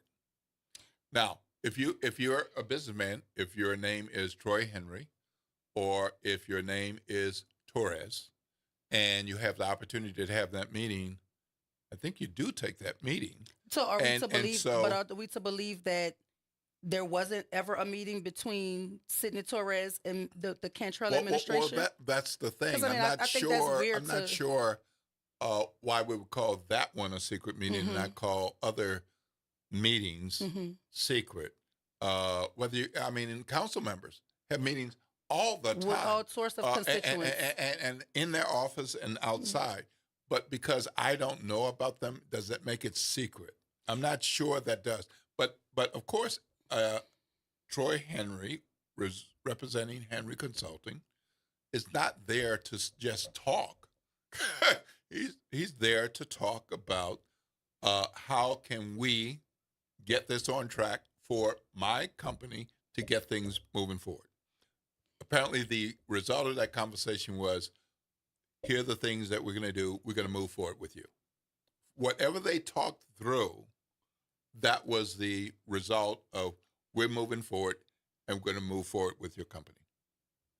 Well, I would like to have other key players on the show to talk about this, because if it just seems like there's so much mud in the water that it's not clear how we got from the awarding of the contract. Because are we saying that there was some sort of misstep in the city awarding this contract initially to Henry Consulting? And there was a bidding process, and you had to meet certain points. Are we saying that there was some sort of shadiness in how the contract was initially awarded? And now are we saying that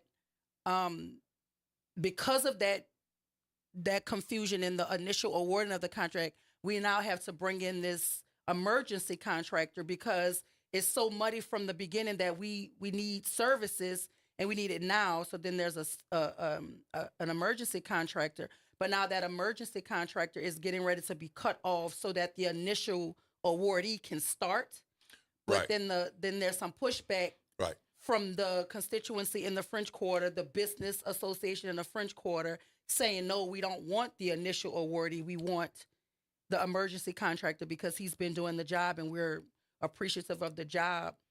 But then where does that leave the initial awardee? Because if he was initially awarded the contract, then how do you resolve that and just hand over the contract to Ivy Waste? And a judge has sided with Mayor Cantrell and her administration to say the mayor can do this. But doesn't the council have to sign off? Well, City Council says that shouldn't be how it works. We're the legislative branch. Right. We are the money people. The mayor proposes, we authorize, we make the decisions. So there's that judicial decision saying the mayor's right. Meanwhile, council's saying we hear what you're saying, but that's not true. And this would be a 7-year contract. So it is This true goes that City back. Council Mhm. approves multiple year contracts, Mhm. and this is probably one of the longest contracts in recent years. Well, I would like to So- talk to all parties involved Mhm. in it, because again, there was some speculation that we at the Good Morning Show were trying to avoid having the conversation about the contract, but that's the furthest thing from the truth, because I've heard Gerard talk about it consistently. I didn't see no reason for us to judge. Like he's talking about it, it's being talked about. WBOK, right? But if you think for one second that we're aiming not to talk about it, that's not true. We've had Mr. Henry on to talk about the contract. Mhm. We've had Councilman King on prior, Mhm. and the contract was mentioned. So if anybody else involved in the contract, whether it be Mr. Richard, whether it be JP Morrell, whether it be Mel Latoya Cantrell, anybody that has any stake in the decision-making process, we would love to hear what their take is so that our listening audience can be very clear. But I've been given strict instructions to go and watch the council meeting that took place. So I'm going to watch it. I'm going to take some notes on it. And we're going to have a real robust conversation about it, because I think these things are important, because we're always fighting for minority businesses to have a seat at the table. But we want to make certain that when we do have a seat at the table, that we've done so in a way that honors the process of things. Right. And again, if I'm living in an area where I'm proud of the services I'm receiving, I could understand why the folk in the French Quarter have their view on it. If I'm a business down there and I'm satisfied with the product, I can see why you would have that view. But at the same time, if the process is the process and there are judges involved and there are all of these entities involved, then we need to honor the process and make certain that it's transparent and that everybody had an equitable opportunity to put forth their side of it, and then a decision is made in the best interest of all parties. But I think it's so muddy right now that we don't know up from down or right from left, because it's so convoluted. So if watching this council meeting is going to clear some of that up for me, I'm going to go watch it. It was quite a I got the feisty comment. meeting. I got a text that said, "Don't go home and watch Matlock. Go home and watch Yeah. the council meeting." So I'm going to go watch it, and we're going to talk about it. So maybe you should watch it too, so we can vote. I've watched part of it, but I haven't watched the whole thing because I'm doing other things. Yeah. But the part I watched was. But the point I was quite making, good. I mean, the point I but- made, not to to side with anybody, but the point I made was a very, to me, like transparent one. If I have a temporary contract and I know that there's some conversation about replacing me or conversations about rolling back to the initial awardee, I'm going to go above and beyond. Right. Because I want you to say, look, this is what's being done. It's never Right. been done before. Right. And we could keep this level of professionalism if you award me this contract. So you get what I'm saying? It's almost like if I'm an interim for something. Right. And people are vying for the job. As the interim, Because I it's have not a yours foot. yet. It's not mine yet, but I Yep. have a foot above them Absolutely. because I'm already in the role. Absolutely, yeah. And I can show out, right? Mhm. So let's just be, I just want to be clear here. I don't have a dog in the fight because, like I said, everybody knows I'm from New Orleans, but I'm a Jefferson Parish resident. So Right. Ivy Waste is not my trash collector. Right. Henry Consultant would not be my trash collector. So what I'm saying is the folk who have a vested interest in this, who will be directly impacted by it, their say should be, factored into this. Mhm. But being equitable in the process should take precedent to make certain that we did right by everybody involved. Mhm. That's all I'm saying. And Absolutely. again, the invitation is there for anybody, whether it's Councilman J.P. Morrell, Mayor Latoya Cantrell, any council person really, because they all have a voting Absolutely. a vote in this. So any member of the New Orleans City Council who wants to come on and talk about this trash contract, whether it be Mr. Henry from Henry Consultant or Mr. Richard.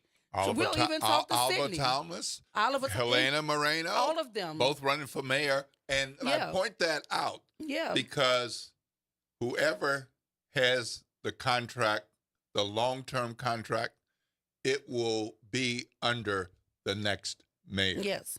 And as currently structured, it will go beyond the next mayoral term. And guess what? That might be a huge. That might be a part of the French Quarter factoring in who they vote for. Mm-hmm. Like which side of the fence they're on with this. So we won't have the conversation, and I enjoyed varying perspectives, but anybody who wants to take us up on our invitation to join us to talk further about this issue, I would like to hear from them. But I'm going to watch the council meeting. I need you to watch because we're going to talk about it again tomorrow. Yep. But And y'all I'm glad stay my tuned. frat brother Freddie King came on. That Listen, was helpful. I knew but we we weren't need gonna, some more. I knew we But weren't going need to get some more. past talking about Omega Psi Phi Fraternity Incorporated. But shout out to the dogs. But listen, y'all stay tuned. Up next for the Front Porch with Grayling and Kimber. We're going to see y'all tomorrow. This is WBOK 1230 AM, what New Orleans is talking about. All day long. All day long, y'all.